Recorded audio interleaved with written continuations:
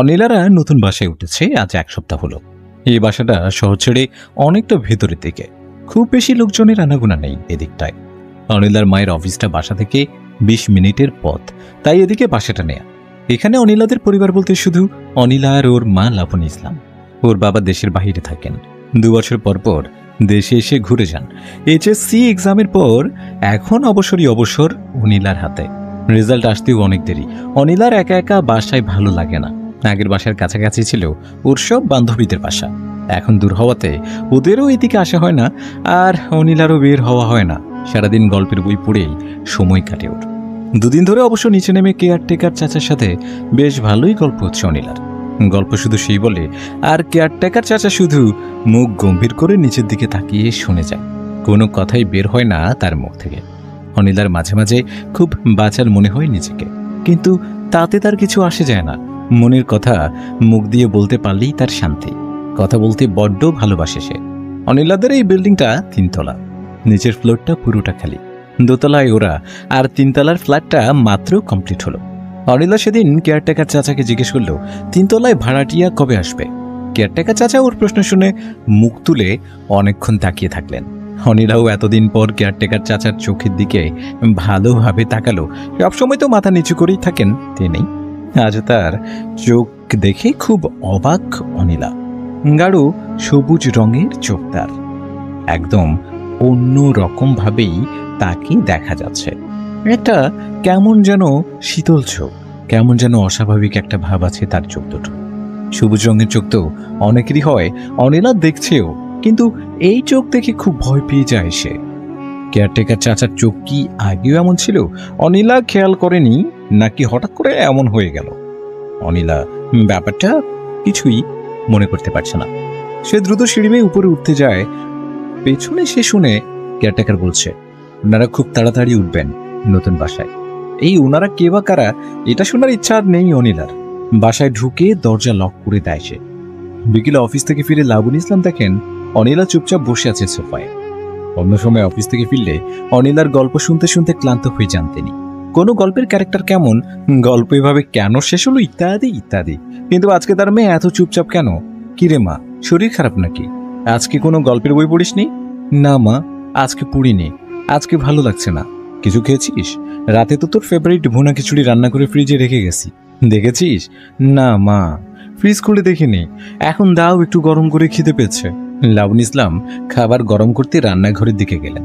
অনিলা বুঝতে পারছে না মাকে কেয়ারটেকার চাচার কথা বলবে কিনা। মা তো মনে হয় এসে উড়িয়ে দিবে, থাক বলার দরকার নেই। অনিলা তার মাকে কিছু আর বলে না কেয়ারটেকারের চোখের কথা, কিন্তু মনে খুঁতখুঁত থেকে যায় অনিলার। রাত 9টার দিকে অনিলা আর ওর মা বসে টিভি দেখছিল। রিমোট সবসময় অনিলার কাছে থাকলেও আজকে একবারও রিমোটে হাত দেয়নি সে। লাবণী ইসলাম আর চোখে মেঘে দেখে বোঝার চেষ্টা করছেন তার এই পরিবর্তনের কারণ কি। কলিং বেল বেজে উঠল।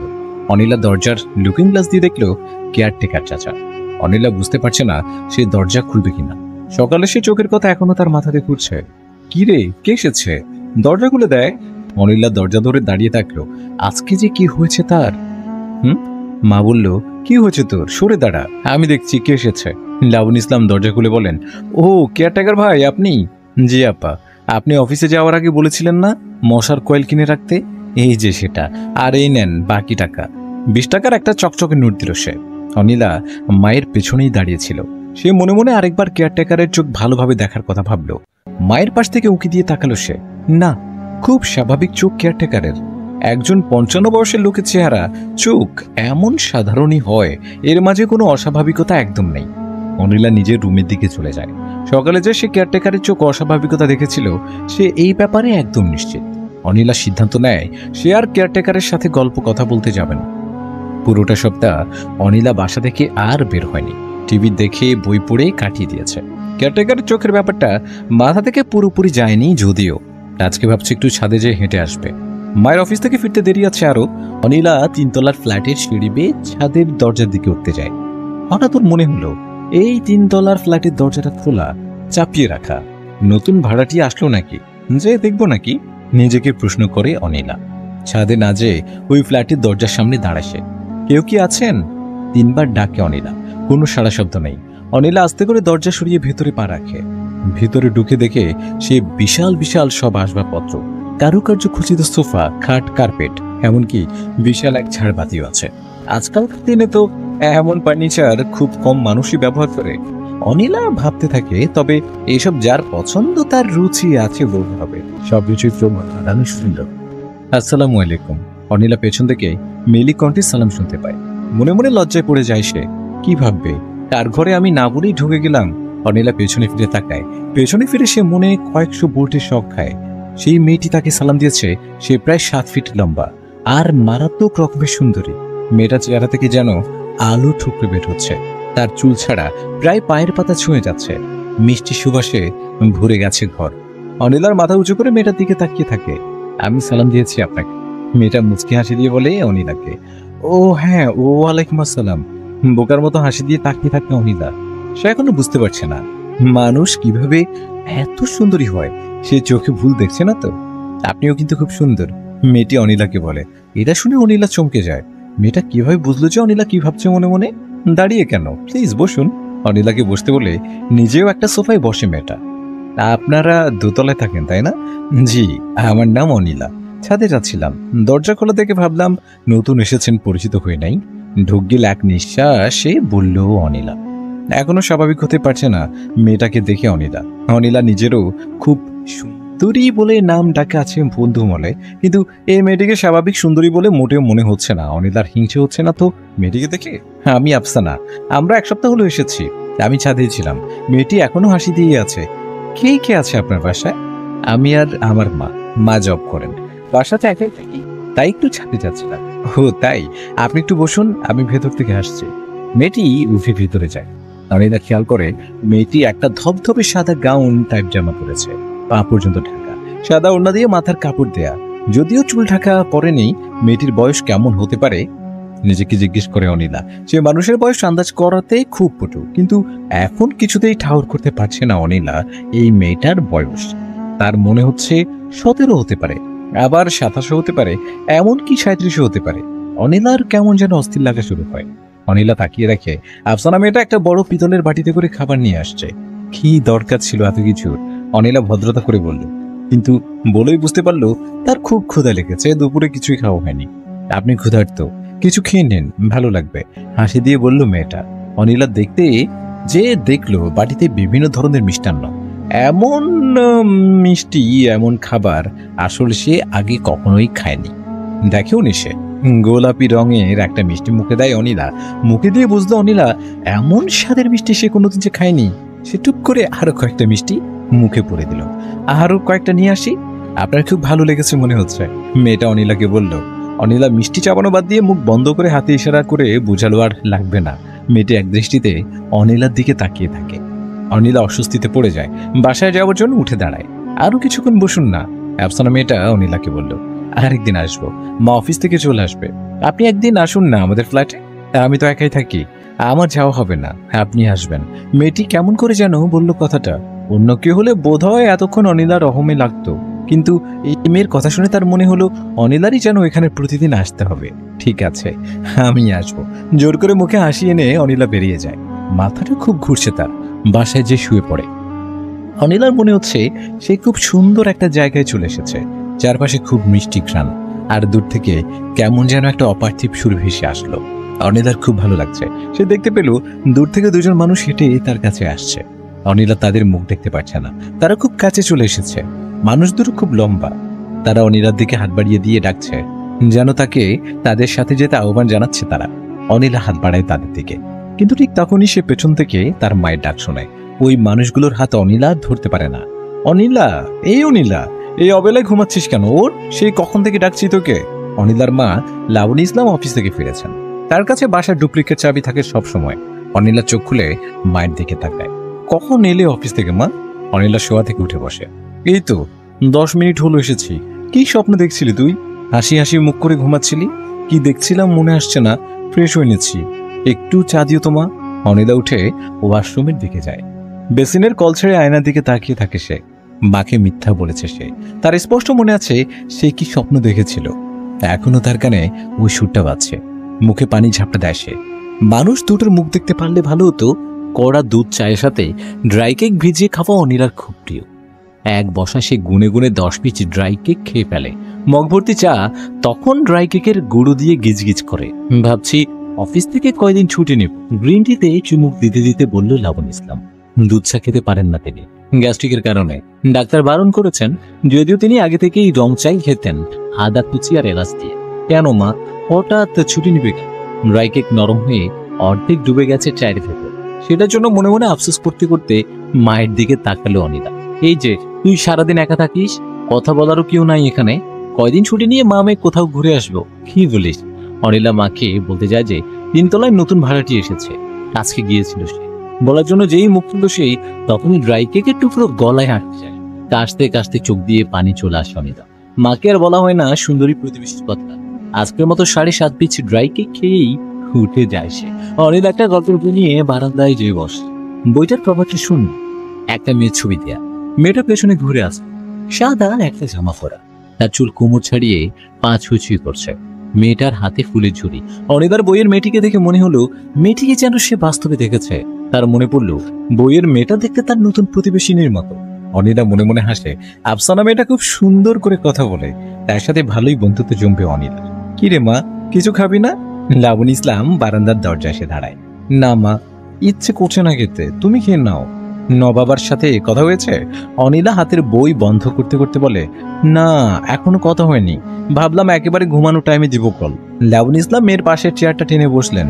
খুব সুন্দর বাতাস হচ্ছে বাইরে। প্রতিদিন এই সময়টা মেয়ের সাথে একান্তে কাটাতে ভালোবাসেন তিনি। কি বই এটা, কাহিনী কি নিয়ে? মেয়েকে জিজ্ঞেস করলেন লাবণী। একটা মেয়েকে নিয়ে যাকে জন্মের পর চুরি করে আরেক মহিলাকে দিয়ে দেয়া হয়। ভালো লাগছে গল্পটা, তুমি পড়বে মা? অনিলা মায়ের দিকে আগ্রহ নিয়ে তাকায়। অনিলার গল্পের প্লটটা শুনে লাবণ ইসলামের মুখ সাদা হয়ে যায়। তিনি সেকেন্ডের মধ্যে বইটা কেড়ে নেন অনিলার হাত থেকে। কি সব বই পড়ছিস তুই? কোনো কাহিনী হলো এটা? লাবণী শক্ত করে বইটা ধরে রাখে। আমাকে দে, আমি পড়তে পড়তে ঘুমাবো। অনিলা অবাক হয়ে যায়। মা, আমার পড়া শেষ হয়নি তো এখনো। শেষ হলে তুমি নিও। না, তোর পড়া লাগবে না এই বই, তুই এখন ঘুমাতে যা। লাবণ ইসলাম বইটা নিয়ে রুমে চলে গেলেন। অনিলার মনটা খারাপ হয়ে যায়। মাঝে মাঝে মা অদ্ভুত আচরণ করে অনিলার সাথে। যেমন লাবণ ইসলাম যেন কখনোই চান না যে অনিলা অন্য মানুষের সাথে বেশি মিশুক, খুব বেশি সাজগোজ করুক, চুল ছেড়ে বাহিরে যাক, আর অনেক কিছু আরো। অনিলার মাঝে মাঝে খুব অভিমান হয় মায়ের এসব ব্যাপারে। আবার নিজেই ভাবে যে সে এখন বড় হচ্ছে, তাই হয়তো সাধারণ সব মায়ের মতোই তার মাও তাকে চোখে চোখে রাখছে। অনিলা এসব ভেবে নিজেকে সান্ত্বনা দেয়, কিন্তু সে এটাও বুঝে মায়ের এমন ব্যাপারগুলি অনিলার শৈশবেও ছিল। অনিলার সব ব্যাপারেই লাবণ ইসলাম ওভার প্রোটেক্টিভ ছিলেন এবং আছেন, কিন্তু তারপরেও মাকে খুব ভালোবাসে সে। অনিলা আরো কিছুক্ষণ বারান্দায় বসে থাকে। চেয়ারে হেলান দিয়ে বারান্দার সিলিং এর দিকে এক দৃষ্টিতে তাকিয়ে থাকে সে। আফসানাদের বাসার ঝাড়বাতিটার কথা মনে পড়ে অনিলার। কি যে সুন্দর দেখতে সেটা। আফসানাদের ফার্নিচার গুলিও কি দারুণ। হঠাৎ অনিলার মনে হলো এত ভারী ভারী জিনিসপত্র 3 তলায় উঠালো কখন আফসানারা? কোনো শব্দই তো পায়নি সে। আফসানারা তো তাদের ঠিক উপরের ফ্ল্যাটে উঠছে। অনিলার মনে আছে তাদের আগের বাসার উপরে ফ্ল্যাটে নতুন কেউ উঠলে তাদের ফার্নিচার টানাটানির শব্দে খুব বিরক্ত হতো সে। আর এখানে সে টেরই পেল না কিছুই। ভালোই হয়েছে, জিনিসপত্রে টানাটানির শব্দে মাথা ধরে যায় তা। এটার জন্য আফসানাকে একটা ধন্যবাদ দিতে হবে মনে মনে ভাবে অনিলা। ঘুমোতে চলে যায় সে নিজের ঘরে। অনিলা উঠে পর, আমি অফিসে যাচ্ছি, খাবার রেডি করে রেখেছি ডাইনিং এ, খেয়ে নিবি কিন্তু। রাতেও খাসনি। মায়ের ডাকে ঘুম ভেঙে যায় অনিলার। ভালোই রোদ উঠেছে আজকে, ঘর আলোয় ভরে গেছে। ঠিক আছে মা, আমি খেয়ে নিব, তুমি নাস্তা করেছো মা? অনিলা চুল 5 ক্লিপ দিয়ে আটকাতে আটকাতে মায়ের দিকে তাকায়। লাবণী আজকে নীল রঙের সুতি শাড়ি পরেছেন, তার শ্যাওলা রঙের সাথে শাড়িটা মানিয়েছে বেশ। অনিলা মাকে বলতে যায় যে আজ তাকে খুব মিষ্টি লাগছে। তখনই সে খেয়াল করে মায়ের অফিসের ব্যাগে কাল রাতের বইটা। মা অফিসে নিয়ে যাচ্ছে সেটা। অনিলার মনটা খারাপ হয়ে যায়। ভেবেছিল আজ সারাদিনে বইটা পড়ে শেষ করবে, সেটা আর হলো না। লাবণী ইসলাম বেরিয়ে যায়। মায়ের প্রশংসা করা হলো না আর অনিলা। দুপুর 12টা বাজছে ঠিক। অনিলা টিভি অন করে অন্যদিকে ফিরে বসে আছে। কিছুই করার নেই। সে ভাবলো একটু ছাদে গিয়ে হেঁটে আসা যাক। অনিলার দরজা লক করে বাহিরে জোড়া পায়ে দিয়ে লাগলো ছাদে যাওয়ার জন্য। পেছন ফিরে দেখে কেয়ারটেকার চাচা সিঁড়ি দিয়ে নামছে। অনিলা একবার ভাবে যে সালাম দিবে, কিন্তু অনিলাকে অবাক করে দিয়ে কেয়ারটেকারই অনিলাকে সালাম দেয়। অনিলার 2 সপ্তাহ আগের কথা মনে পড়ে যায়। সে কোনো মতে সালামের উত্তর দিয়ে পাশ কাটিয়ে যায় কেয়ারটেকার চাচা। তার সাথে চোখাচোখি হওয়ার ইচ্ছা আপাতত নেই অনিলা। 3 তলা পার হয়ে ছাদের সিঁড়িতে পা দেওয়ার সময় অনিলা দেখে আজকেও আফসানাদের দরজা খোলা, চাপিয়ে দেয়া। অনিলা ভাবে হয়তো কেউ বের হয়েছে, আটকায়নি পরে কেউ। সে আফসানাদের দরজার দিকে আর না দেখে ছাদের সিঁড়িতে পা দেয়, কিন্তু অনিলা আর পা বাড়াতে পারে না। তার মন যেন চাচ্ছে সে আফসানাদের বাসায় যাক। নিজের উপর রাগ হয় অনিলার। সে যাবে না আজকে। কারো বাসায় কি প্রতিদিন যাওয়া যায়, তাও এই ভর দুপুরে? অনিলা নিজের সাথে যুদ্ধ করে, কিন্তু সে কোনোভাবেই ছাদের দিকে যেতে পারে না। তার মনে কি যেন তাকে টানছে 3 তলার ফ্ল্যাটের দিকে। অনিলা আফসানাদের দরজায় নক করতে থাকে। আফসানা দাঁড়িয়ে আছে, যেন অনিলার অপেক্ষাতেই ছিল সে। আসসালামু আলাইকুম। আফসানা হাসি মুখে সালাম দেয় অনিলাকে। কেমন আছেন? ওয়ালাইকুম আসসালাম, আলহামদুলিল্লাহ ভালো আছি। সালামের জবাব দিয়ে ঘরের ভেতরে ঢোকে অনিলা। যদিও আফসানা তাকে ভেতরে যেতে বলেনি, ব্যাপারটা খেয়াল করতে লজ্জা করে যায় সে। আমি জানতাম আপনি আসবেন, তাই আপনার জন্য অপেক্ষা করছিলাম। আফসানা অনিলাকে বলল। অনিলা সোফায় বসতে বসতে খেয়াল করলো আফসানাদের বাসায় খুব কম আলো। বোঝার উপায় নেই যে এখন দুপুর আর বাহিরে এত রোদ। ব্যাপারটা ঠিক বুঝতে পারছি না অনিলা। সে তাদের জানালার পর্দার দিকে তাকিয়ে আছে। আজকে বাইরে খুব রোদ, আমাদের এত আলো ভালো লাগে না, তাই ভাইয়া অনেক দূর থেকেই কাপড়গুলি আনিয়েছেন যেন ঘরে আলো না আসে। আফসানার কথা শুনে অনিলা অবাক হয়ে বলে, আপনাদের বুঝি আলো ভালো লাগে না? আমার তো ঝলমলে রোদ খুবই পছন্দ। অনিলা কথাটা বলে আফসানার দিকে সরাসরি তাকায়। আফসানার হাসি মুখটা যেন হঠাৎ শক্ত হয়ে আসলো। অনিলা ব্যাপারটা খেয়াল করে। সবসময় অবশ্য আবার এত রোদ আমারও ভালো লাগে না, ইদানিং যা গরম পড়ে। অনিলা কথা ঘুরানোর চেষ্টা করে। আপনার বাসায় কে কে আছেন? কাউকে দেখি না যে। এখানে আমি, আমার বড় ভাই আর আমার দূর সম্পর্কের এক চাচা থাকেন। আবার হাসি ফিরে আসে আফসানার মুখে।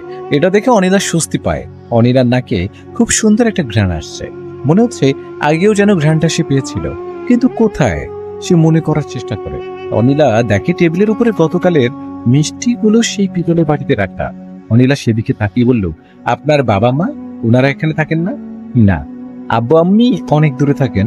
কথাটা বলার সময় কণ্ঠস্বর কিছুটা নামিয়ে নেয় আফসানা। মিষ্টিগুলি খুব খেতে ইচ্ছে করছে অনিলার। ব্যাপারটা এমন না যে অনিলার মিষ্টি খেতে খুব ভালো লাগে, কিন্তু এই মিষ্টিগুলোর ব্যাপারটাই আলাদা। সে মনে মনে ভাবে আফসানাকে জিজ্ঞেস করবে কোথা থেকে কিনেছে মিষ্টিগুলি। অনিলা মনের অজান্তেই পিতলের বাটি থেকে একটা মিষ্টি তুলে নেয়। মিষ্টিটা হাত থেকে মুখ পর্যন্ত আনার সাথে সাথে অনিলা অপ্রস্তুত হয়ে যায়। কি হচ্ছে এসব তার সাথে? সে কখনো তার মায়ের জিনিসও না বলে ধরে না, আর আজকে সে কি করছে এসব? প্লিজ খান না, আপনার জন্যই এনে রেখেছি মিষ্টিগুলি। আফসানা অনিলাকে মিষ্টি খেতে অনুরোধ করে। অনিলা মিষ্টিটা লজ্জা লজ্জা ভাব নিয়ে মুখে দেয়। কি স্বাদ এই জিনিসে! কোথায় পেল এই খাবার ওরা? আপনার এই মিষ্টি খুব ভালো লাগছে না? আফসানা মুস্কি হাসি ধরেই রেখেছে ঠোঁটের কোণে। খুবই মজা খেতে। কোথা থেকে আনিয়েছেন এগুলি? অনিলা জিজ্ঞেস করে।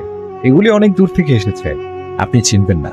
আফসানা কেমন রহস্য করেই বলল কথাটা। না না, চিনবো আমি, বাংলাদেশের মানচিত্র নিয়ে ভালো আইডিয়া আছে আমার। অনিলা মজা করে বলল কথাটা। অনিলা ভেবেছিল তার কথা শুনে হাসবে আফসানা, কিন্তু আফসানা হাসলো না। সে তার কণ্ঠস্বর আরো নামিয়ে বলল, এটা এখানকার মানচিত্রের বাহিরের অনেক দূর থেকে, অনেক দূর দেশ থেকে এসেছে। সেই জায়গাটা অনেক দূরে। ও তাই নাকি? যেখান থেকে আসুক, খেতে কিন্তু দারুণ। আপনিও নিন না একটা আমার সাথে। অনিলা একটা মিষ্টি এগিয়ে দিয়ে আফসানার দিকে মিষ্টিটা হাতে নেওয়ার সময় অনিলার হাতের সাথে আফসানার হাতের ছোঁয়া লাগে। অনিলা চমকে যায়।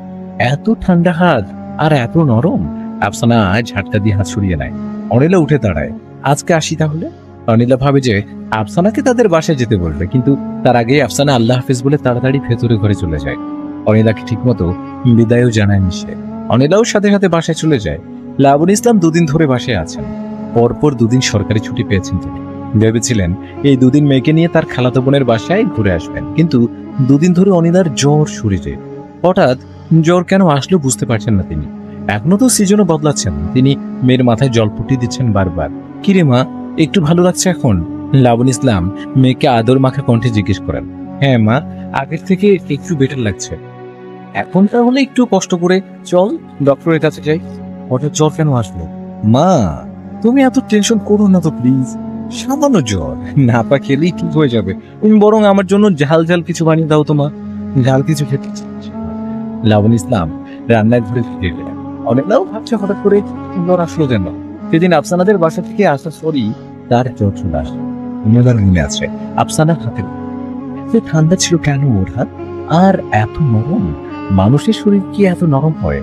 কিছুক্ষণ পর লাবণ ইসলাম মেয়ের জন্য ঝালঝাল করে মাংস আর সবজি দিয়ে নুডলস করে নিয়ে আসেন। অনিলা বালিশে হেলান দিয়ে নুডলস খায়।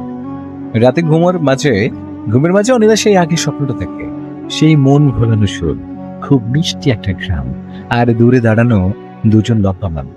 তাদের মুখ দেখতে পাচ্ছে না, কিন্তু সে বুঝতে পারছে এদের একজন পুরুষ আর একজন নারী। তারা হাত বাড়িয়ে ডাকছে অনিলার ঘুম ভেঙে যায়, নাকি মিষ্টি গন্ধটা এখনো রেখে আছে। অনিলার মনে হচ্ছে ঘ্রাণটা সে আগেও পেয়েছে, কিন্তু কোথায়? হঠাৎ অনিলার মনে পড়ে যায়, আরে সে তো এই ঘ্রাণ আফসানাদের বাসায় পেয়েছিল। অনিলার শরীর জ্বর ছেড়ে দিয়েছে। পাশে ফিরে দেখে লাবণ ইসলাম পাশেই ঘুমাচ্ছেন। মেয়ের জ্বর দেখে আজকে সকালে অনিলা ঘুম থেকে উঠে দেখে তার মা পাশে বসে আছে। অনিলা মায়ের দিকে তাকিয়ে হাসি দেয়। শরীর এখন কেমন মা? দেখলাম গায়ে জ্বর নেই, আলহামদুলিল্লাহ, এখন একদম ফ্রেশ লাগছে মা। মনেই হচ্ছে না 2 দিন বিছানায় পড়েছিলাম জ্বর নিয়ে। তুমি অফিসে যাবে কখন মা? ভেবেছিলাম যাবো না আজকে। মেয়েকে জ্বরের মধ্যে রেখে কি মায়ের কাছে মন বসবে বল? অনিলা মাকে জড়িয়ে ধরে, আমার জ্বর সেরে গেছে মা, তুমি নিশ্চিন্তে অফিস করো এখন, না হলে তোমার বদরাগী বস তারপরে রাগ দেখাবেন তোমার সাথে। তুমি আমাকে নিয়ে একদম ভেবো না মা। লাবণ ইসলাম মেয়ের কপালে চুমু খেয়ে বললেন, ঠিক আছে রে মা, আমি যাচ্ছি তাহলে। নাস্তা দুপুরের খাবার সব রেডি করে রেখেছি, খেয়ে নিস কিন্তু। লাবণ ইসলাম অফিসে চলে যায়। অনিলা বেড থেকে নেমে ফ্রেশ হয়ে নেয়, চুলগুলি এলোমেলো হয়ে হেয়ার ব্রাশটা নিয়ে ড্রেসিং টেবিলের সামনে যেয়ে দাঁড়ায়। নিজেকে ফুটিয়ে ফুটিয়ে দেখে অনিলা। ছোটবেলা থেকেই অসাধারণ রূপবতী, যেমন তার গায়ের রং তেমন চেহারা, হাইটও তার অনেক ভালো। বামগালের মাঝ বরাবর কালো তিলটি যেন সোনায় সোনা। নিজেকে দেখে নিজে মুগ্ধ অনিলা। ক্লাসে বান্ধবীদের মধ্যমণি ছিল সে। অনিলার বান্ধবীরা তাকে পরি বলে ডাকতো, কিন্তু অনিলার মা খুব রেগে যেতেন যদি অনিলার কোনো ফ্রেন্ড তার সামনে অনিলাকে পরি বলে ডাকতো। মা কেন রেগে যেত অনিলার সেটা আজও অজানা। অনিলা নাস্তা খেয়ে দেখে তার টেবিলের উপর কিছু বই রাখা। সে বুঝতে পারে 2 দিন আগে মা অফিস থেকে আসার সময় কিনে এনেছেন। জ্বরের কারণে অনিলা বইগুলো দেখেনি। মনে মনে মাকে ধন্যবাদ দেয় সে। একটা বইয়ের বদলে 5টা বই, খারাপ কি? অনিলা খুশি খুশি মনে বইগুলি নিয়ে বসে। বিকাল গড়িয়ে সন্ধ্যা হয়ে আসে। লাবণ ইসলাম এখনো বাসায় ফেরেননি। অনিলা বই বন্ধ করে জানালা দিয়ে বাইরে তাকায়। আকাশটা খুব সুন্দর লাগছে, মনে হচ্ছে কেউ যেন রং ছিটিয়ে দিয়েছে পুরো আকাশ জুড়ে। অনিলা ছাদে যেতে মন চাচ্ছে। অনিলা ভাবে মাসার আগে একবার ছাদে ঘুরে আসলে মন তো হয় না। অনিলা চুলে হালকা করে চিরুনি বুলিয়ে ছাদে যাওয়ার জন্য তৈরি হয়। অনিলাদের ছাদটা খুব সুন্দর, অনেক ধরনের ফুলের গাছ আছে, 2টো দোলনাও আছে পাশাপাশি। বাড়িওয়ালার রুচি আছে ভালো, কিন্তু বাড়ির মালিক এখানে থাকে না কেন অনিলার বুঝে আসে না। নিজের এত সুন্দর বাড়ি রেখে কেউ যে কিভাবে অন্য জায়গায় থাকে। অনিলা এসব ভাবতে ভাবতে ছাদের 2টো দোলনার কাছে গিয়ে দাঁড়ায়।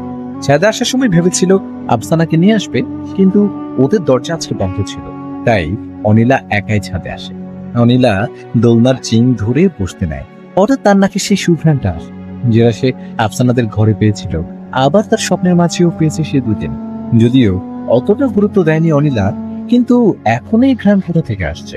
অনিলা ছাদের বাম সাইডে দেখে কেউ নেই। সে ডান দিকে দেখে অনিলা সেখানেও কাউকে দেখতে পায় না।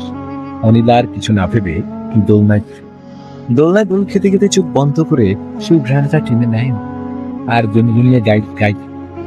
কিছুক্ষণ পরে একটা সুর কানে আসে অনিলা দোলা বন্ধ করে দিয়ে কান খাড়া করে শোনে। তার বুক কেঁপে উঠে।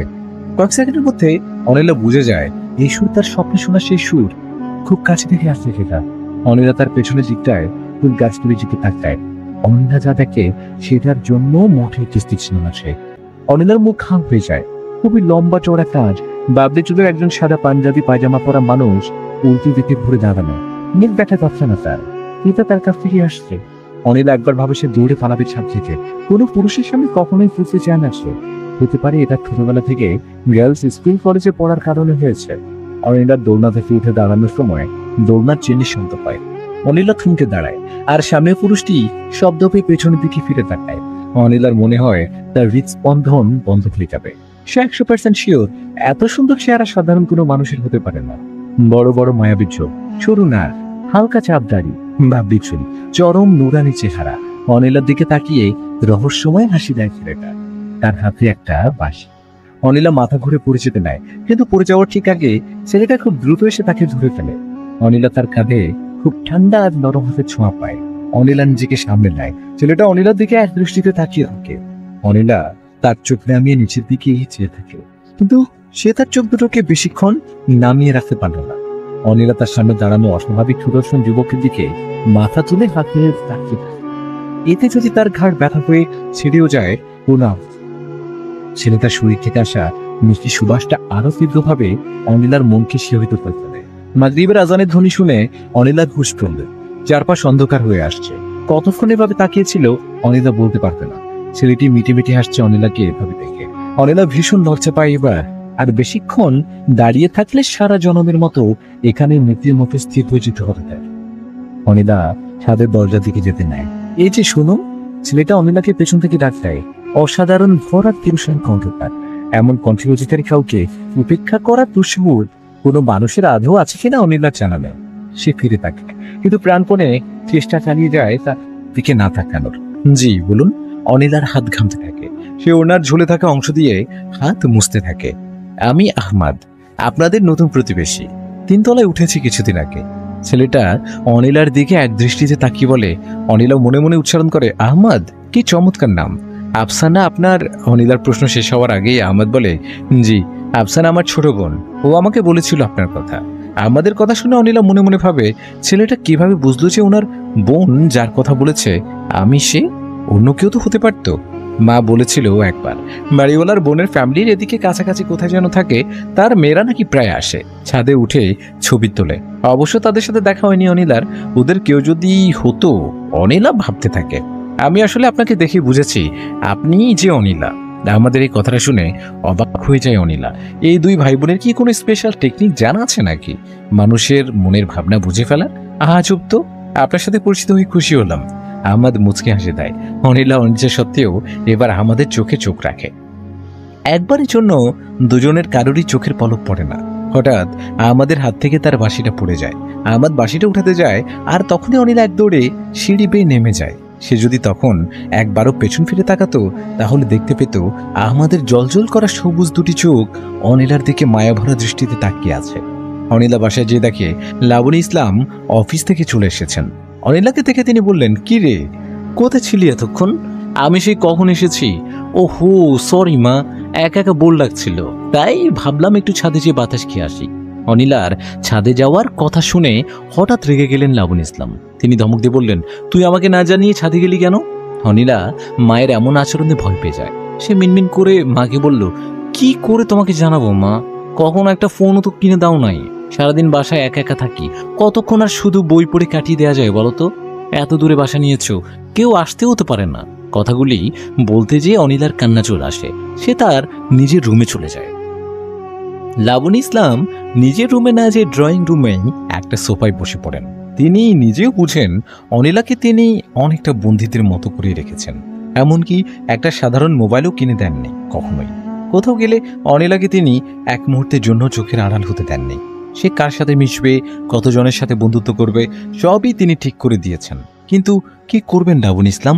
এসব নিয়মের মধ্যে অনিলাকে রাখা ছাড়া আর কোনো উপায় ছিল না তার। অনিলা যে তার নিজের সন্তান নয়, সে তো একজনের আমানত। অনিলা নিজের বেডের উপর একটা কুশন নিয়ে বসে আছে। টপ টপ করে চোখ থেকে পানি পড়ছে তার। মা কেন তাকে বকলো, সে তার বাম হাত দিয়ে ডান চোখের পানি মুছছে। পানি মুছতে যে অনিলা তার বাম হাতে একটু ব্যথা পায়। বাম বাহুতে যখন একটু ব্যথা পায়, সে তার জামার হাতা কিছুটা সরিয়ে রূপা দিয়ে বাঁধানো তাবিজটা একটু নাড়িয়ে নেয়। তাবিজটা টাইট হয়ে এসেছে। এটাকে বদলিয়ে আরেকটা লাগানোর সময় হয়েছে। প্রতি বছর অনিলার মা লাবণী ইসলাম একটা নির্দিষ্ট সময় মেনে নিজ হাতে তাবিজটা বদলিয়ে দেন। অনিলা অনেকবার জিজ্ঞেস করেছে মাকে, এটা কিসের জন্য? মা কখনোই কিছু বলেনি তাকে। এই তাবিজটা যেন কেউ কখনো না দেখতে পায়, এই জন্য খুব ছোট থেকেই অনিলাকে বড় হাতার জামা পরাতেন লাবণী ইসলাম। অনিলার রুমের দরজার সামনে যেয়ে দাঁড়ালো লাবণী। মাকে দেখে অভিমানে অন্যদিকে মুখ ফিরিয়ে নেয় অনিলা।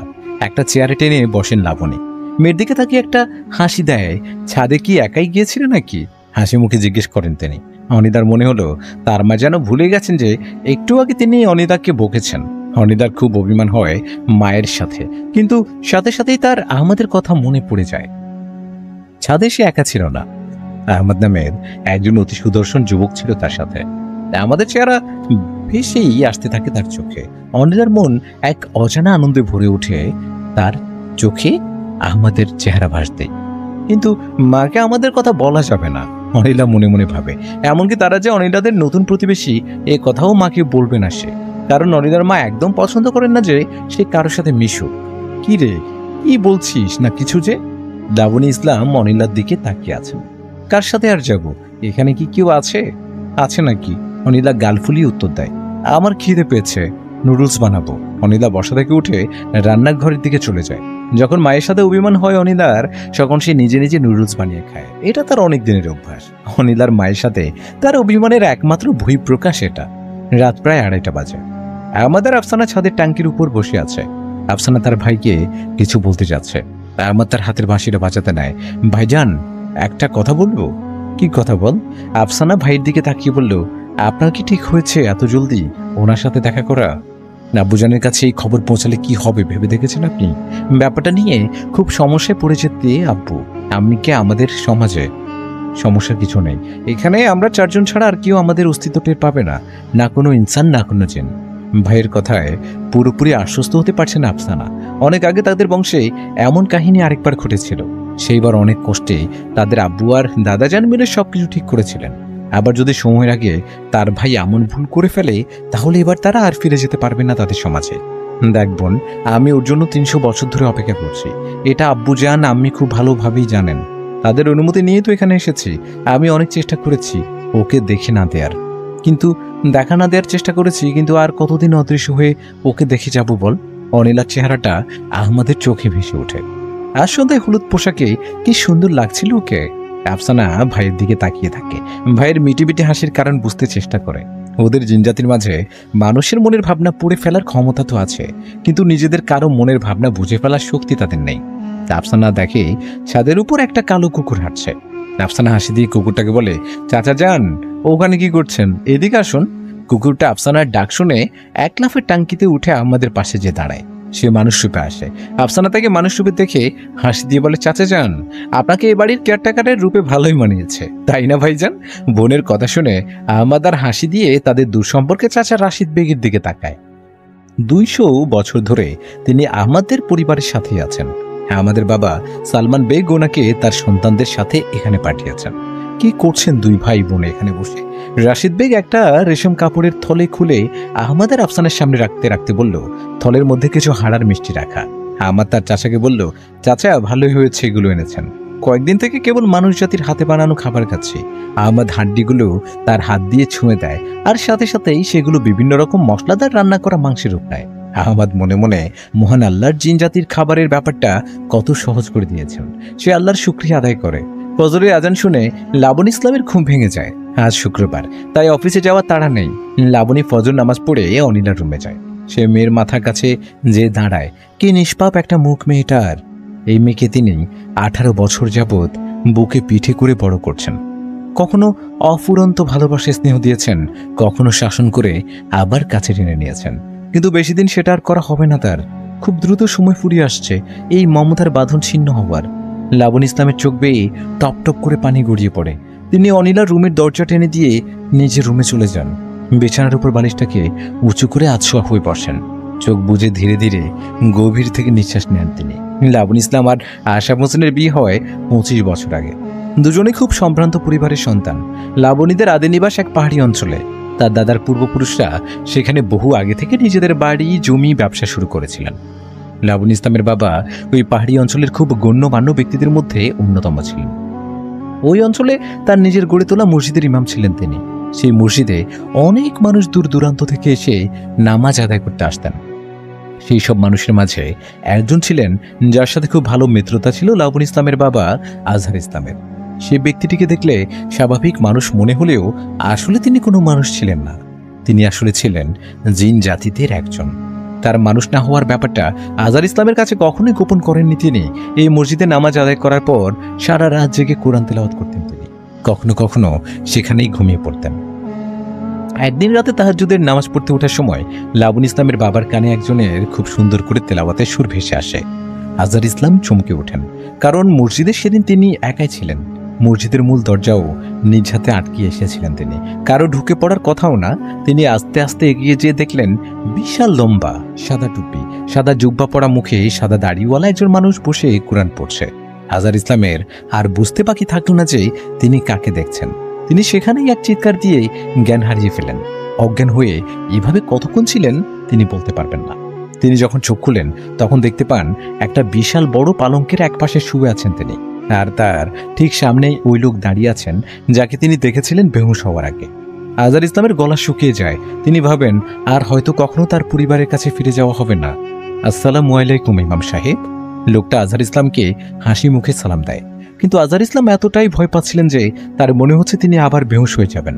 তাকে কোথায় কোথায় নিয়ে আসা হয়েছে তিনি একটু করে বুঝতে পারছেন না। ঘরের চারপাশে চোখ বুলান তিনি। ঘরে আলো খুব কম। বিশাল বিশাল 3টি জানালা আছে, সেগুলিতে খুব ভারী কোনো কাপড়ের পর্দা ঝুলানো। চারপাশে খুব মিষ্টি এক ঘ্রাণ। শরীর কেমন এখন আপনার ইমাম সাহেব? লোকটি আবার জিজ্ঞাসা করে। আজহার ইসলাম এখনো কোনো উত্তর দেন না। তিনি ছোটবেলায় তার দাদির কাছে শুনেছেন যে জিনদের নজর একবার নাকি যার উপর পড়ে হয়তোবা তাকে কষ্ট দিয়ে মেরে ফেলে অথবা তাকে ওদের কাছে নিয়ে যায় আর কখনো পরিবারের কাছে ফিরিয়ে দেয় না। আমি আপনার কোনো ক্ষতি করব না, ভয় পাবেন না, দয়া করে আপনাকে আপনার পরিবারের কাছে ফিরিয়ে দিয়ে আসবো। এবার আজহার ইসলাম একটু সাহস ফিরে পান। তিনি খুব আস্তে আস্তে জিজ্ঞেস করেন, কে আপনি? আমাকে আপনি কোথায় নিয়ে এসেছেন? তার আওয়াজ যেন তার নিজের কাছেই পৌঁছে না। লোকটি আজহার ইসলামের দিকে তাকিয়ে হাসি দিয়ে বলেন, আমি আপনারই মতো আল্লাহর একজন সৃষ্টি। আমার নাম সুলাইমান বেগ। এই অঞ্চলে জিন সমাজের প্রধান আমি। আপনি এখন আমার প্রাসাদে আছেন। লোকটার কথা শুনে আজহার ইসলামের হাত পা ঠান্ডা হয়ে আসে। তিনি জিজ্ঞেস করেন, আমাকে এখানে নিয়ে আসার কারণ কি? আপনি আমাকে হঠাৎ দেখে ভয় পেয়ে অজ্ঞান হয়ে গিয়েছিলেন। সঠিক সময়ে আপনার জ্ঞান না ফিরলে বড় বিপদ হতে পারত। মসজিদে আর কেউ ছিল না বলে আমি আপনাকে এখানে এনেছি। আপনার শরীর একটু ভালো হলেই আপনাকে আবার পৌঁছে দিয়ে আসবো। আপনি এখন বিশ্রাম করুন। এ কথা বলে লোকটি ঘর থেকে বের হয়ে যায়। আজহার ইসলাম মনে মনে দোয়া দুরুদ পড়া শুরু করলেন। ভালোই ভালো এখন ফিরে যেতে পারলেই বাঁচেন তিনি। চোখ বন্ধ করে স্ত্রী আর 8 বছরের মেয়ে লাবণ ইসলামের কথা ভাবতে থাকেন। হঠাৎ একটা শব্দ তার কানে আসে। তিনি চোখ খুলে দেখেন পালঙ্কের পাশে 2টো মাঝারি আকারের সাপ ফনা তুলে তাকিয়ে আছে তার দিকে। আজহার ইসলাম ইয়া আল্লাহ বলে জোরে এক চিৎকার দেন। তার চিৎকার শুনে সুলাইমান বেগ কয়েক সেকেন্ডের মধ্যে ঘরে ঢুকেন। কি হয়েছে ইমাম সাহেব? জিজ্ঞেস করতে করতেই সাপ দুটো তার চোখে পড়ে। তিনি সাপ দুটোকে অন্য ভাষায় ধমক দিয়ে কি যেন বললেন। ভাষাটা অনেকটা আরবি ভাষার মতো মনে হলো আজহার ইসলামের কাছে। সাপ দুটি সাথে সাথে বের হয়ে গেল ঘর থেকে। আপনি ভয় পাবেন না, এরা আমার ছেলে মেয়ে, আপনাকে দেখতে এসেছে, কোনো ক্ষতি করবে না ওরা। ও আচ্ছা। আজহার ইসলামের খুব পানির পিপাসা লাগে। তিনি বলতে যান পানির কথা, তখনই সুলাইমান বেগের হাতে একটা পিতলের পাত্রে পানি দেখতে পান। তিনি তার দিকে পাত্রটি এগিয়ে দেন। আজহার ইসলাম কাঁপা কাঁপা হাতে পাত্রটি ধরে এক ঢোক পানি গিলেন। পানিটার স্বাদ তার কাছে অন্যরকম মনে হয়। তিনি তৃপ্তি সহকারে পুরোটা পান করে ফেলেন। ইমাম সাহেব, আপনি ক্ষুধার্ত, দয়া করে এই ফল আর খাবারগুলি খেয়ে নেন। সুলাইমান বেগের হাতে পিতলের পাত্র ভর্তি হরেক রকমের ফল আর মিষ্টান্ন। আজহার সাহেব ভাবলেন, একটু আগে তো লোকটার হাতে এসব ছিল না, এখন আসলো কোথা থেকে? তখন তার মনে পড়ল তার দাদি বলেছিলেন জিনজাতি চোখের পলকে এক জায়গা থেকে আরেক জায়গায় বিচরণ করতে পারে। আল কুরআন এবং হাদিস শরীফেও লেখা আছে এই কথা। আজহার ইসলাম খাবারগুলি খেতে সংকোচ বোধ করেন, কিন্তু তিনি কখনোই ক্ষুধা নিয়ে থাকতেই পারেন না। তিনি আপেলের মতো দেখতে একটা ফল হাতে নেন। কিছুক্ষণ ফলটাকে ঘুরিয়ে ফিরিয়ে দেখে আস্ত একটা কামড় বসালেন। খুবই মিষ্টি একটা ফল, দেখতে আপেলের মতো মনে হলেও এর স্বাদ মিষ্টি আমের মতো। আজহার ইসলাম 2টো ফল খুব আগ্রহ করে খেলেন। আপনাকে পৌঁছে দেওয়ার সময় হয়ে গেছে ইমাম সাহেব, দয়া করে আপনি চোখ বন্ধ করে নিন। সুলাইমান বেগের কথা শুনে আজহার ইসলাম চোখ বন্ধ করলেন। তার মনে হচ্ছে রাজ্যের ঘুম তার 2 চোখের পাতায় নেমে এসেছে। তিনি কয়েক সেকেন্ডের মধ্যে গভীর ঘুমে তলিয়ে গেলেন। চারিদিকে ফজরের আজান হচ্ছে। আজহার ইসলামের ঘুম ভেঙে গেল। তিনি হকচকে উঠে বসলেন। মসজিদের মুয়াজ্জিন সাহেব ছুটিতে বাড়িতে গেছেন। এই কদিনে আজান দেওয়ার দায়িত্ব আজহার ইসলামকে দিয়ে গেছেন। আজহার ইসলাম মনে করার চেষ্টা করলেন কিছুক্ষণ আগে যেখানে গেলেন যাদের দেখলেন এসব কি স্বপ্ন ছিল নাকি বাস্তব। তার সবকিছু খুব স্পষ্টভাবে মনে হতে লাগলো। তিনি আজান দেওয়ার জন্য বিছানা থেকে উঠে দাঁড়ালেন। ওজুখানার দিকে যাওয়ার সময় হঠাৎ তিনি খেয়াল করলেন তার বালিশের পাশে ফলের মতো কিছু রাখা, যেটা দেখতে অনেকটা আপেলের মতো। আজহার ইসলাম আর কিছু চিন্তা না করে আজান দিতে চলে গেলেন। পাছে আবার নামাজের ওয়াক্তও চলে যায়। নামাজ আদায় করে আজহার ইসলাম সেই ফলটা নিয়ে বাড়ি গেলেন। তার বাড়ি মসজিদ থেকে কয়েক গজ দূরে। তিনি ঘরে প্রবেশ করে দেখলেন তার স্ত্রী নামাজ পড়ে তাসবিহ পড়ছেন। তিনি ঘরে ঢুকে খুব সাবধানে দরজা লাগিয়ে দিলেন। তাদের বিছানাতেই তাদের একমাত্র মেয়ে লাবণ ইসলাম ঘুমাচ্ছে। তিনি মসজিদে থাকলে তার স্ত্রী মেয়েকে নিজেদের বিছানাতেই নিয়েই ঘুমান। ঘরে প্রবেশ করতে তার স্ত্রী তাকে সালাম দিলেন। তিনি সালামের উত্তর নিয়ে ফিসফিসিয়ে বললেন, লাবণীর মা, তোমাকে একটা কথা বলবো, কথাটা খুব গোপনীয়। তিনি কথাটা বলে ঘুমিয়ে থাকা মেয়ের দিকে তাকালেন। আপনি বলতে পারেন যা বলতে চান, মেয়ে ঘুমোচ্ছে, কিছু শুনতে পাবে না, আপনি নিশ্চিন্তে বলুন। লাবণ ইসলামের মা তার স্বামীকে বললেন, লাবণীর মা, আমি যা বলতে যাচ্ছি এই কথা কোনোদিন কাউকে বলবে না, যতদিন বেঁচে থাকবে। আজকে আমি জিন জাতির সাক্ষাৎ পেয়েছি। কথাটা বলেই দম নিলেন তিনি। স্বামীর মুখে কথা শুনে লাবণ ইসলামের মায়ের মুখ হা হয়ে গেল। তিনি মুখ ঢেকে রাখলেন হাত দিয়ে। বড় বড় চোখ করে স্বামীকে বললেন, তারপর কি হলো? আজহার ইসলাম পুরো ঘটনা খুলে বললেন। পকেট থেকে ফলটা বের করে স্ত্রীকে দেখালেন। লাবণীর মা অনেক ভয়ে ভয়ে হাতে নিলেন সেটা। খুব মিষ্টি ফল, একটু খেয়ে দেখো। না না লাবণীর আব্বু, আমি খেতে পারবো না এই ফল। তিনি আবার ফলটা স্বামীর হাতে দিয়ে দিলেন। একটু খেয়ে দেখো না, খুবই স্বাদ, অল্প একটু খাও। স্বামীর অনুরোধে একটা কামড় দিলেন। সত্যি অতুলনীয় স্বাদ এই ফলটার। লাবণীর মা আরেক কামড় বসান। দুজন ফলটা খেয়ে কথাবার্তা শেষ করে ঘর থেকে বেরিয়ে যান। বাবা মা ঘর থেকে বের হওয়ার পর চোখ খুলে লাবণ ইসলাম আজকে তার খুব ভোরেই ঘুম ভেঙে গেছে। বাবা মা ঘরে থাকায় এতক্ষণ ঘুমের ভান করে শুয়েছিল সে। বাবা তার মাকে যা বলেছে সব স্পষ্ট শুনেছে সে। মা উঠো, অনেক বেলা হয়ে গেছে, তোমার জন্য নাস্তা রেডি করেছি, একসাথে খাবো। অনিলা মায়ের মাথায় হাত বুলিয়ে ঘুম থেকে ডেকে তুলে। ছুটির দিনে সে নিজ হাতে মায়ের জন্য নাস্তা তৈরি করে, মাকে বিশ্রামের সুযোগ করে দেয়। লাবণ ইসলাম চোখ মেলিয়ে ঘড়ি দেখেন, 9:30 বেজে গেছে, বাজার করতে যেতে হবে তাকে। তিনি উঠে ফ্রেশ হয়ে নেন। ঘুম কেমন হলো মা? অনিলা মায়ের কাপে চা ঢেলে দেয়। ভালোই হয়েছে মা, তুই কি খুব জলদি উঠেছিস নাকি আজকে? এত কিছু বানিয়ে ফেললি? লাবণ ইসলাম হাসি দিয়ে মেয়ের দিকে তাকালেন। গতকাল রাতের অভিমানের ছিটে ফোটাও নেই মেয়ের মুখে। মেয়েটা এমনই, তার সাথে অভিমান করেই থাকতেই পারে না। মা, খুব তাড়াতাড়ি উঠে গেছি, রোদ পড়ছিল রুমে অনেক, কেন জানি না রোদ ভালো লাগছে না আজ। অনিলার এমন কথা শুনে লাবণ ইসলাম চায় চুমুক দেয়া থামিয়ে দিলেন। আর ঠিক 1.5 মাস পর আরবি সফর মাসের 7 তারিখ অনিলার 18 বছর পূর্ণ হবে। সেদিন থেকে অনিলার মাঝে মানুষদের যত গুণাগুণ, আচরণ, স্বভাব আছে সেগুলি ধীরে ধীরে কমতে থাকবে। লাবণ ইসলামের মনে হচ্ছে আজকে থেকেই হয়তো সেটা কিছুটা শুরু হয়ে গেছে, কারণ সকালে রোদ গায়ে মাখানো অনিলার প্রিয় কাজের মধ্যে একটি। লাবণ ইসলাম ভাবনায় পড়ে যান, কিভাবে যে সব কিছু জানাবেন অনিলাকে তিনি। কি ভাবছো মা? খাচ্ছ না যে? অনিলা মায়ের দিকে তাকিয়ে থাকে। মা কি যেন ভাবছে অনেকক্ষণ থেকে। মা, আমার হাতের তাবিজটা টাইট হয়ে আসছে, বদলে দিও তো, ব্যথা পাই হাত নাড়ালে। লাবণ ইসলাম কথা শুনে চোখ নিচের দিকে তাকিয়ে বললেন, নামিয়ে, আর বদলাতে হবে না ওটা, 1.5 মাস কষ্ট করে পড়ে থাক মা, তারপর আর কখনো তোকে তাবিজ পড়তে হবে না মা। তাই? খুব ভালো হবে তাহলে মা। অনিলা খুব উচ্ছ্বাস নিয়ে বলে, আমার বুঝাবার পর থেকে তো হাতে তাবিজ বাঁধা দেখছি, একদম ভালো লাগে না পড়তে। অনিলা তাবিজটাকে হাতে নিয়ে নাড়াতে নাড়াতে বলে।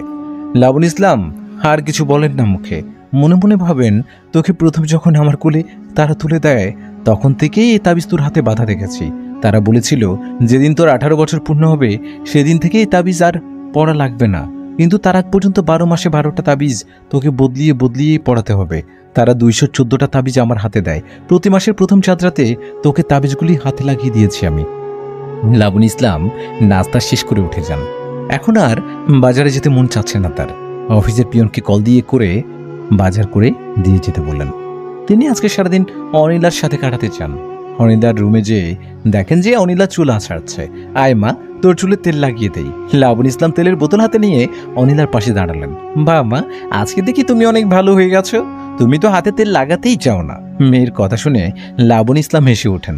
মেয়েকে কাছে টেনে চুলে তেল দেওয়া শুরু করেন। সকাল থেকেই অনিলার ইচ্ছা করছিল একটু আফসানাদের ফ্ল্যাটে যেতে। আফসানার ভাইয়ের কথা খুব মনে পড়ছে তার। আহমদ অস্পষ্টভাবে উচ্চারণ করে সে। অনিলা ভেবেছিল মা বাজারে গেলে এক ফাঁকে আফসানাদের বাসে যাবে, কিন্তু মায়ের মতিগতি দেখে মনে হচ্ছে না যে মা বের হবে বাজার করতে। মা বাজার করতে যাবে না? প্রতি শুক্রবার সকালে তো বাজার করো তুমি। অনিলা ঘাড় ঘুরিয়ে মায়ের দিকে তাকিয়ে জিজ্ঞেস করে। লাবণ ইসলাম মেয়ের মাথা আবার সামনের দিকে ঘুরিয়ে দিয়ে চুল আঁচড়াতে আঁচড়াতে বলেন, আজকে আমি কোথাও যাব না, আজ সারাদিন তোর সাথে গল্প করব। থ্যাঙ্কস মা। অনিলা হাসি দিয়ে মাকে ধন্যবাদ জানায়। লাবণ ইসলাম সারাদিন অনিলার সাথে কাটাবেন শুনে অনিলা খুব খুশি হয়। মাকে তো তেমন পাওয়াই হয় না তার, কিন্তু মা বাসায় থাকলে আহমদকে কোনোভাবেই দেখা যাবে না ভেবে মন খারাপ হয়। কিন্তু আমাদের জন্য এত মন টানছে কেন তার? সে নিজেকে প্রশ্ন করে। অনিলা বুঝতে পারে এই প্রথম তার মনে কোনো পুরুষের ভাবনা আসছে। এমনটা আগে কখনো কল্পনাও করেনি সে। লাবণ ইসলাম অনিলার মাথায় এত তেল দিয়েছেন যে তার বারবার মনে হচ্ছে ঘাড় আর কানের পাশ দিয়ে তেল গড়িয়ে গড়িয়ে পড়ছে। সে একটা টিস্যু দিয়ে মুছতে থাকে। এত তেল দিয়েছো? না মা, এত তেল দিয়েছো না মা, দেখো এখন টপ টপ করে কিভাবে পড়ছে। অনিলা মিছে মিছে মায়ের সাথে ঢং করে। লাবণ ইসলাম হাসি দিয়ে কি যেন বলতে যান, আর ঠিক তখনই তার মোবাইলটা বেজে ওঠে। ফোনের স্ক্রিনের নাম ভেসে ওঠে অনিলার বাবা। তিনি ফোনটা হাতে নিয়ে নিজের রুমে চলে যান। অনিলা ভাবে সেও বাবার সাথে কথা বলবে। কিছুদিন যাবৎ বাবার সাথে কথা হয়নি তার। মায়ের কাছে থেকেই বাবার খবর নিয়েছে এই কয়েকটা দিন। অনিলা তার বাবাকে খুব কমই কাছে পেয়েছে। তার যখন 4 মাস বয়স তখনই আশরাফ হোসেন বিদেশ পাড়ি জমান। তারপর প্রথমবার যখন আসেন তখন অনিলার বয়স 7 ছুঁই ছুঁই করছে। বাবার সাথে ফোনেই যত আহ্লাদ করতো সে, তার মনে আছে। বাবা যখন প্রথম বিদেশ থেকে আসেন সেদিন সে বাবার সাথে অভিমান করে কথা বলেনি, কারণ এত বছর পর তার বাবা তাকে দেখতে এসেছে, এতদিন আসেনি। অনিলার সবসময় মনে হয়েছে তার বাবার কাছ থেকে সে ঠিক যতটা ভালোবাসা পাওয়ার কথা তার একমাত্র সন্তান হিসেবে সে ততটা কখনোই পায়নি। এটা নিয়ে তার মনে তীব্র কষ্ট লুকিয়ে থাকলেও অনিলা সেটা কখনো প্রকাশই করেনি। কিন্তু একটা ব্যাপার সে সবসময় খেয়াল করেছে, তার বাবা তাকে যেমন ভালোবাসুক না কেন, অনিলার মায়ের প্রতি তার বাবার ভালোবাসা সীমাহীন। হাজার হাজার মাইলের দূরত্ব কখনো তাদের স্বামী স্ত্রীর ভালোবাসার মাঝে 25 বছরেও কোনো দাগ ফেলতে পারেনি। অনিলা এতেই খুশি। লাবণ ইসলাম তার প্রিয় রকিং চেয়ারে বসে হাজব্যান্ডের কল রিসিভ করেন। সালাম দিয়ে কথা শুরু করেন তিনি। কি দিয়ে নাস্তা করেছো লাবু? আশরাফ হোসেন লাবণীকে আদর করে লাবু বলে ডাকেন, কিন্তু লাবণীর এই ডাক শুনলেই রাগ লাগে। কেমন লেবু লেবু শোনা যায়, অসহ্য। অনেক কিছু দিয়ে আজকে তোমার মেয়ে নাস্তা বানিয়েছে, যা টেস্টি ছিল না খাবারটা। লাবণী, তোমাকে না কতবার বলেছি ওকে আমার মেয়ে বলবে না। এই মেয়ে আমার সন্তান নয়। কোথা থেকে এনেছো, কে দিয়েছে তোমাকে, কখনোই বলনি আমাকে তুমি। যতবার জানতে চেয়েছি তোমার ভালোবাসার দোহাই দিয়ে এড়িয়ে গেছো। এই মেয়ের কারণে আমরা দুজন স্বামী স্ত্রী হয়েও একসাথে সংসার করতে পারছি না। না তুমি আমার কাছে আসতে পারছো, না আমি দেশে এসে থাকতে পারছি। 2 বছর পর পর এসে 15-20 দিন থাকাকে সংসার করা বলেন না লাবণী। লাবণ ইসলাম একটা কথাও বলেন না। তার চোখে পানি ছলছল করে, গলা ভারী হয়ে আসছে তার। আশরাফ হোসেন আর কিছু না বলে লাইন কেটে দেন। লাবণ ইসলাম চেয়ার দোলাতে দোলাতে সিলিংয়ের দিকে চেয়ে থাকেন। তিনি খুব ভালোভাবে বুঝতে পারেন অনিলার দায়িত্ব নিতে গিয়ে তিনি স্বামীকে ঠকিয়েছেন। কিন্তু লাবণী এটা এক বাক্যে স্বীকার করেন, আশরাফ হোসেনের জায়গায় অন্য কেউ হলে কখনোই অনিলাকে এভাবে মেনে নিত না। লাবণীর সাথেও হয়তো কোনো সম্পর্ক থাকতো না। কে মানত এক রাতের মধ্যে 40 দিনের পরিচয় না জানা একটা বাচ্চাকে নিজের সন্তানের স্বীকৃতি দিতে, তাও শুধুমাত্র তার স্ত্রীর দিকে তাকিয়ে? হয়তো কেউ দিত, লাবণীর জানা নেই। অনিলা জানে মা যখন ছুটির দিনে বাবার ফোন রিসিভ করে তখন কমসে কম 1 ঘন্টা তো লাগেই তাদের আলাপ শেষ হতে। সেভাবে এর ফাঁকে একবার একটু আফসানাদের বাসায় যে আসা যাক, মা টের পাবে না। সে মায়ের রুমের দিকে তাকিয়ে দেখে দরজা লক করা। নিজেকে এক নজর আয়নায় দেখে নেয় অনিলা। না, যতই তেলে চপচপ করুক তার চুল, এতে করে তার চেহারা একটুও মলিন হয়নি। সে একটা ওড়না মাথায় দিয়ে বের হয়। আফসানাদের বাসায় দরজা লাগানো। অনিলা কয়েকবার নক করে, কারো তো শব্দটিও নেই। অনিলার মনটা খুব খারাপ হয়ে যায়। খুব রাগ লাগে তার আহমেদকে। কেন তারা দরজা খুলছে না? নাকি বাসায় কেউ নেই? অনিলা নিচে নামতে যায়, ঠিক তখনই আফসানাদের ফ্ল্যাটের দরজা খোলার শব্দ আসে। অনিলা দাঁড়িয়ে যায়, আমার দরজা খুলে। অনিলার সাথে চোখাচোখি হয় তার। সালাম দিয়ে মুচকি হাসি দেয় সে। অনিলার হার্টবিট খুব দ্রুত বাড়তে থাকে। তার মনে হয় না আসলেই ভালো হতো। অনিলা খুব ধীরে সালামের উত্তর নেয়। তার কেন জানি খুব লজ্জা লাগছে। আপনি বোধহয় আফসানার কাছে এসেছেন, আমি ওকে ডেকে দিচ্ছি, আপনি ভেতরে এসে বসুন। আহমদ দরজার সামনে থেকে সরিয়ে দাঁড়িয়ে অনিলাকে ভেতরে ঢোকার পথ করে দিল। অনিলার মনে হলো এই বুঝি আহমদের গায়ের সাথে ধাক্কা খেল সে। আহমদ অনিলাকে বসতে বলে ভেতরে চলে যায়। আফসানার তাদের চাচা রাশিদ বেগ থমথমে চেহারা নিয়ে দাঁড়িয়ে আছে। আহমদ তাদের কাছে যেয়ে দাঁড়ালো। ভাইজান, আপনি এটা একদমই ঠিক করছেন না। আপনি আজও ওনার সাথে দেখা দিয়েছেন। আফসানা অনেকটা রাগী কণ্ঠে ভাইকে বলে, এমন করা তোমার একদমই ঠিক হচ্ছে না আহমদ বেটা। আফসানাদের সাথে সুর মেলালো চাচা রাশিদ বেগ। কোনো সমস্যা হবে না চাচা যান, আপনারা নিশ্চিন্তে থাকুন। দাদা যান বা আব্বু যান কিছুই জানবে না। ভাইজান, আর কয়েকটা দিনই তো বাকি ছিল, আপনি একটু ধৈর্য ধরতে পারলেন না? বাজান তুই, আপনাদের সমাজে এসব কিছু গোপন রাখা খুবই কষ্টকর, বোঝেনি তো না? একবার যদি একথা কেউ জেনে যায় যে তাদের জিন সমাজের প্রধানের একমাত্র ছেলে নিয়ম ভঙ্গ করেছে, যে কিনা পরবর্তীতে জিন সমাজের প্রধান হওয়ার দাবিদার, তাহলে আব্বু জানের প্রাধান্য তো যাবেই, সাথে আপনিও আর সমাজ প্রধান হতে পারবেন না। আপনি কি ভুলে গেছেন সাবরিন ফুপুজানের কারণে দাদাজান কতটা অপমানিত হয়েছিল আমাদের সমাজে? দাদাজানের প্রাধান্য ছিনিয়ে নেওয়া হয়েছিল ফুপুজানের ভুলের কারণে। কতটা অপমানিত করা হয়েছে আমাদের। বোনের কথা শুনে আমাদের প্রায় 18 বছর আগের কথা মনে পড়ে যায়। বেশি দিন হয়নি সেই কাহিনীর। আমাদের দাদা সোলাইমান বেগের একজনই সন্তান হয়, সে হচ্ছে আহমদ বেগের বাবা সালমান বেগ। তার দাদা সোলাইমান বেগ তখন জিন সমাজের মধ্যে খুব প্রভাবশালী ব্যক্তি এবং তাদের অঞ্চলের প্রধান। একদিন ইয়েমেন রাজ্য থেকে সেখানকার জিন প্রধান আহমদের দাদা সোলাইমান বেগকে দাওয়াত পাঠান। তিনি সপরিবারে সেই দাওয়াতে হাজির হন। ইয়েমেনের জিন প্রধান খুব আপ্যায়ন করলেন মেহমানদের। দাওয়াত গ্রহণ শেষে ফিরে আসার সময় অনেক উপহার দেন, কিন্তু সেই উপহারগুলির মাঝে খাস একটা উপহার থাকে, সেটা হচ্ছে একটা ফুটফুটে জিনের কন্যা শিশু। সোলাইমান বেগের খুব মায়া লাগে বাচ্চাটাকে দেখে, কারণ তার কোনো মেয়ে নেই। তার স্ত্রীও খুব আনন্দিত হয় জিন কন্যা শিশুটিকে পেয়ে। ইয়েমেনের জিন প্রধান জানায় বাচ্চাটা এতিম, তারা চাইলে তাকে নিজেদের সন্তানের মতো লালন পালন করতে পারে। সোলাইমান বেগ তাদের সাথে বাচ্চাটিকে নিয়ে আসেন। তিনি আর তার স্ত্রী মিলে কন্যা শিশুটার নাম রাখেন সাবরিন। আহমদের বাবা সালমান বেগ খুব খুশি হয় নতুন কন্যাকে। সোলাইমান বেগের পরিবার নতুন সদস্য পেয়ে খুব খুশি হলেও খুশি হয় না তাদের দিন। তারা অন্য দেশ থেকে আসা এবং শিশুটাকে ক্ষমতায় এনে নিতে চায়। তারা তখন সোলাইমান বেগের বিরোধিতা করে। তাদেরকে অনেক বোঝানোর পর তারা শান্ত হয়, কিন্তু শর্ত দেয় এই মেয়েকে সোলাইমান বেগের বংশ পরিচয়ে পরিচিত করানো যাবে না, এবং সে যদি প্রাপ্তবয়স্ক হয়ে জিন সমাজের কোনো নিয়ম ভঙ্গ করে তাহলে তাকে তো শাস্তি পেতেই হবে, সাথে সোলাইমান বেগও তার জিন সমাজের প্রধান থাকার ক্ষমতা হারাবেন। আহমদের দাদা সোলাইমান বেগ তাদের শর্তগুলি মেনে নেন। সাবরিনকে আদর স্নেহ দিয়ে বড় করে তোলেন। সবকিছুই ঠিকঠাক চলছিল তাদের পরিবারে। আহমদের আর আফসানাদের জন্ম হয়। আহমদের আফসানাদের যখন জন্ম হয় তাদের কাছে তাদের সাবরিন ফুফুজান খুব প্রিয় ছিল। সাবরিনের ও সারা সময় কাটতো ভাতিজা ভাতিজিকে নিয়ে। হঠাৎ একদিন আহমদ বুঝতে পারে তাদের ফুপু আর আগের মতো নেই, তাদেরকে বেশি সময় দেন না, প্রাসাদের বাইরে বেশি সময় কাটান। একদিন সাবরিন আর ঘরে ফিরে না। সোলাইমান বেগ অনেক খোঁজেন মেয়েকে, কিন্তু সাবরিনকে পাওয়া যায় না। এর প্রায় বছর খানেক পরে আহমদদের কাছে খবর আসে তার ফুপু মানুষজাতিকে বিয়ে করে তাদের সমাজে থাকছে। এই খবর খুব দ্রুত পুরো জিন সমাজে ছড়িয়ে যায়। প্রভাবশালী জিনরা তখন সাথে সাথে সোলাইমান বেগের ক্ষমতা ছিনিয়ে নেন এবং তাদের খুব অপমান করেন। তারা সাবরিনার তার মানব স্বামী শোয়েবকে খুঁজে বের করে আটক করেন। তখন সাবরিনের কোলে তার 40 দিনের কন্যা শিশু। মানব জাতিকে বিয়ে করার অপরাধে সাবরিনা তার স্বামীকে সারা জীবনের জন্য কারাদণ্ড দেয় জিন সমাজ, কিন্তু তাদের নবজাতক শিশু কন্যাটিকে তারা মেরে ফেলতে চায়। সোলাইমান বেগ তখন তাদের কাছে অনেক মিনতি করেন তারা যেন বাচ্চাটাকে না মেরে ফেলে, কিন্তু তারা কিছুতেই রাজি হয় না। অনেক অনুরোধের পর তাদের মধ্যে একজন বৃদ্ধ জিন এগিয়ে আসে।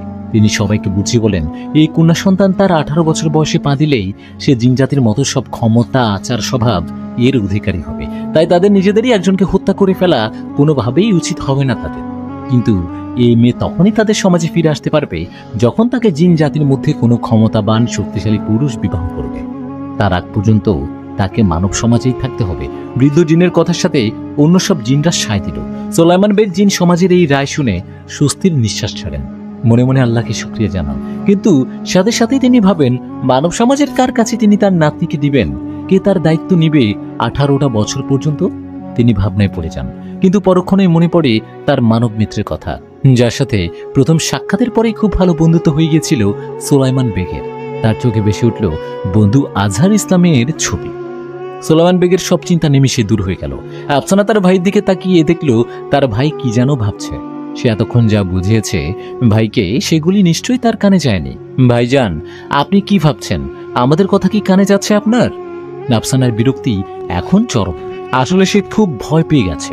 সে কোনোভাবেই চায় না এবার আমাদের ভুলের কারণে তাদের দাদাজান আর আব্বুজান কোনো ঝামেলায় পড়ুক। ঠিক আছে বোন, আমি আর ওর সাথে আর দেখা দেব না। ওর সামনে অদৃশ্য হয়েই থাকবো, আর ও যখন ঘুমাবে তখন ওর স্বপ্নে দেখা দিব। এবার আপনারা নিশ্চিত হতে পারেন। আহমদ মন খারাপ করে বোন আর চাচাকে বলে। আমাদের কথা শুনে আফসানা স্বস্তি পেলেও তাদের চাচা রাশিদ বেগ সূক্ষ্মভাবে একটা রহস্যের হাসি হাসেন, কিন্তু এই হাসি আহমদ আর তার বোনের নজরে পড়ে না। আফসানা ড্রয়িং রুমে অনিলার সাথে দেখা করতে আসে। আহমদও তার সাথে সাথেই আসে, কিন্তু তাকে দেখা যাচ্ছে না।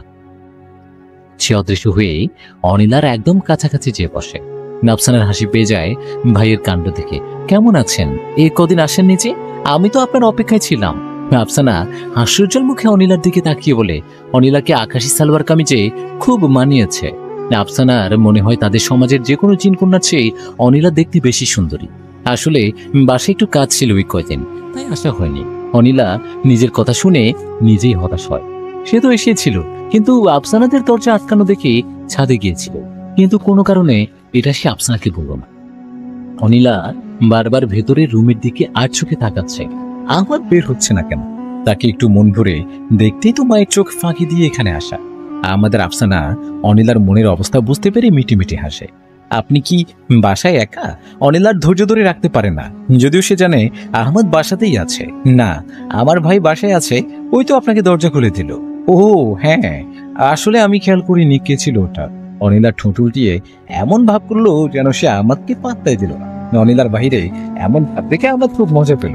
সে অনিলার দিকে এক দৃষ্টিতে তাকিয়ে থাকে। অনিলা আফসানার সাথে কথা বলছে আর নিজের চপচপ করা চুলের বেনিকে নাড়াচ্ছে হাত দিয়ে। আহমদ অনিলার তেলে চপচপ করা চুলে প্রেমে পড়ে গেল। অনিলার বেশিক্ষণ দেখে থাকে আফসানুকের বাসায়। আমাদের কোনো খবর নেই। দরজা খুলে দিয়ে সেই যে ভিতরে গেল আর আফসান। অনিলা কষ্ট পেল না, তার মনে হলো সে অযথাই আমাকে নিয়ে ভাবছে।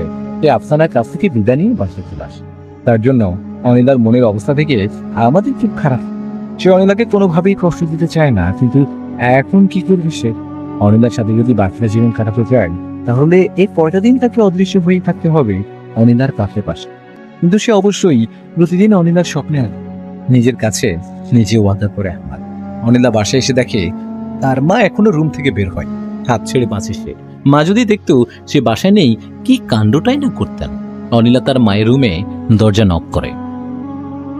অনিলা যখন তার মায়ের রুমে দরজা নক করে তখন তার মা বলে, ভেতরে আয় মা। লাবণী ইসলাম মেয়েকে ভেতরে আসতে বলেন। মেয়েকে অনেকবার বলেছেন তো রুমে নক করে আসার প্রয়োজন নেই মা। মা মেয়ে দুজনেই তো শুধু থাকেন বাসায়, কিন্তু অনিলা কখনোই অনুমতি ছাড়া রুমে ঢুকবে না। বড়ই লক্ষ্মী মেয়েটা।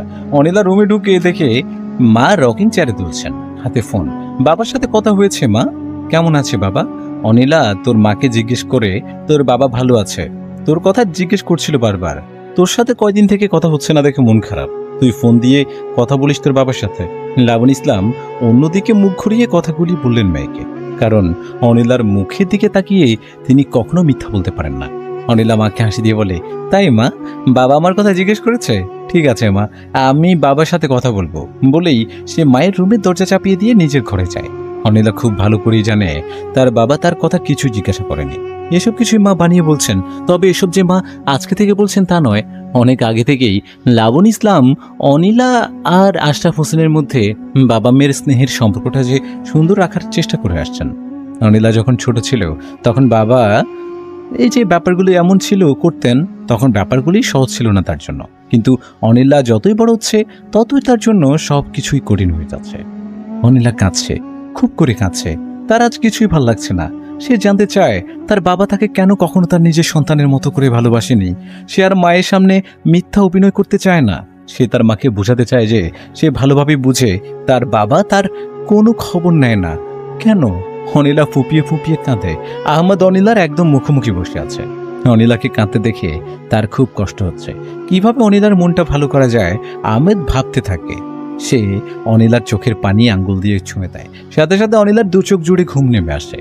কয়েক সেকেন্ডের মধ্যেই ঘুমের রাজ্যে হারিয়ে যায় সে। অনিলা দেখে তার বিছানায় একজন পুরুষ বসে আছে, তার মুখ অন্যদিকে ঘোরানো। অনিলা ভাবছে তার ঘরে কে ঢুকলো। অনিলার ঘর খুব সুন্দর একটা সুবাসে ভরে গেছে। পুরুষটিকে দেখে অনিলার ভয় পাওয়ার কথা, কিন্তু অনিলার একদম ভয় লাগছে না। কে আপনি? আমার ঘরে কিভাবে ঢুকলেন? অনিলা তাকে জিজ্ঞেস করে, কিন্তু সে কোনো কথা বলে না। কি ব্যাপার, কোনো উত্তর দিচ্ছেন না কেন? অনিলা আবারও পুরুষটিকে প্রশ্ন করে। এবার পুরুষটি ধীরে ধীরে মুখ ঘুরিয়ে অনিলার দিকে তাকায়। তাকে দেখে অনিলা ভীষণ চমকে যায়। এই সেই যাকে দেখার জন্য, যার সাথে একটু কথা বলার জন্য অনিলা সকাল থেকে অপেক্ষা করছিল।